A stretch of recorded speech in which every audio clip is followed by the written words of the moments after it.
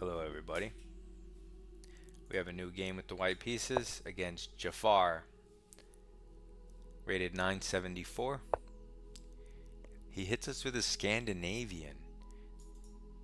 It's principled in its own way, center and development. We're going to take that. We have a strong pawn, he has a strong pawn. There's no good way to keep the tension really. So he takes with the queen. We develop a piece for free, hit the center, hit the queen. Can't be bad. He moves his queen over. This is not the main move in the Scandinavian. It comes with a check, so you could say it's for free. However, this free move motivates us, entices us to develop a piece, which completely stops his attack. And now we have two pieces developed, and he just has his queen. So now black develops a piece and targets our bishop, which is pinned and attacked by his queen. It's now hit twice, but defended 4 times, so clearly not scary. Now if you develop your knight here, which would otherwise look super nice to hit the queen, and he takes, the bishop's pinned, so you have to be okay taking with the g-pawn. I mean, I'm sure it's fine, but I don't see a particular reason to do it. So I'm going to play principled. I'm going to seize the center, put a pawn in the center for free. I'm center for free, development for free, because it's a forcing move. It comes with a threat. So black takes our bishop, saying if you take a queen, we'll take a queen. You take a bishop, material will be even there. I'll have a pawn in the center. I mean, that's a possibility. The other possibility is we just take the piece and maintain our threat and lead in development. I like that one much more.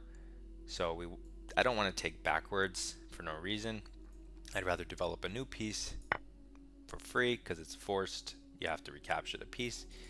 Now his queen is hit, which means, so we have two pieces developed, right?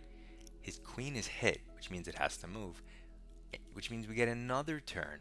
So the possibility of 3 pieces being developed, or 2 pieces and the castle, so that's a lot of free moves that we're happy to have in our position.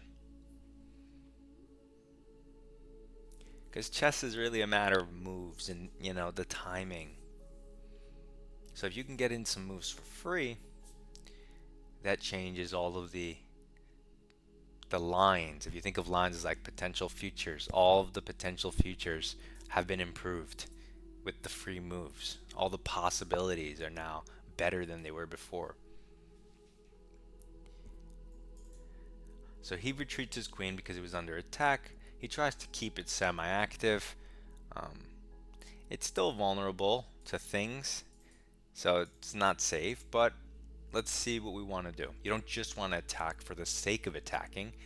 You could argue, oh, well, this develops a piece on a great square and attacks, so that's a case to be made for that move. Case to be made for castling. However, this move really does come for free and really does put the bishop on a nice square. If he goes here to maybe hit this, that hardly seems like a problem. We now have all of our minor pieces developed. So he moves the queen yet again because it was being attacked. This does come with a threat. Castling does remove the threat, but castling isn't for free. It would just be the move we choose on our turn. We do have d5, which does come for free and allows castling after, so we can consider that. Do we want to push our pawn one more? Well, let's see. Hits the queen, opens up a little more space maybe for the pieces behind it, denies his knight that square, but is a little closer to his territory, so moves like e6 immediately challenge it quickly. So then you can decide, and we say, you know what, let's leave his queen here for now. Let's just castle and see what he does. Of course, I also think d5 extremely playable, maybe even probably the best move. So knight f6, he develops a piece towards the center, controls the light squares, not bad. Notice we can still play this move because it's defended many times. Um, but we don't have to. We can continue developing. Rook e1 looks like a natural move. Um, but again, I don't want to not make it if I think it's good. And I do think it's good, so I am going to play d5 now that my king is castled. That's out of the way. Um, did I blunder something? No, I'm pretty sure he did. So basically what I'm saying is in this position, I have my minor pieces out, my queen staring down, my king is safe. You could build up like with a rook e1, queen here, rook here, but it's a little slow, and if you can do something earlier, forcing, make some space, maybe knight d4, maybe create some threats, even before your rooks are involved, sometimes you do that if your opponent's playing poorly. So here I clearly have a lead in development. I clearly have a pawn in the center. He does not. I'm clearly castled. He's not even close. So, um, like if this e7 pawn wasn't here, definitely rook over makes a ton more sense. But in this position, I think d5 makes a lot more sense, and it's free. So it's not like it denies you the possibility of developing after that. But then he immediately blunders, so now we can take with any piece, the knight or the queen, but I want to develop a new piece, make room for my rook, create a checkmate in one threat. So he takes my queen. We have to take back. There's nothing to think about. He pre-moves e6. What's the drawback? He didn't ask himself, what is the threat? That's unfortunate. It hangs a lot of stuff. And that's the game. So, the guy was rated 1,000. We beat him in 12 moves. 12 moves. You can do this. I promise you can do this. Maybe not in the first game on your first try, um, but you're going to get better as you talk through it. And I'd recommend you talk out loud. It'll help you think. Um, okay, so he plays the Scandi, and there's, you would love to keep this pawn here and, play d4 or just develop, but the thing is, this pawn's always hanging, right? And if you develop like your knight, he'll just push. So you really have to take, there's no option, which is fine because you both pawns are of an equivalent strength.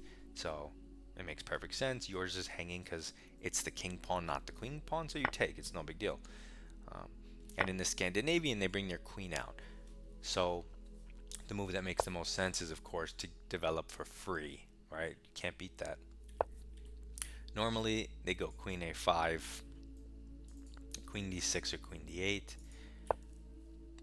But low-rated players love giving checks, useless checks. Notice this move only helps me develop, does not help his position at all. And then just flinging pieces is not the same as developing. If he puts his bishop on f5, that's a developing move.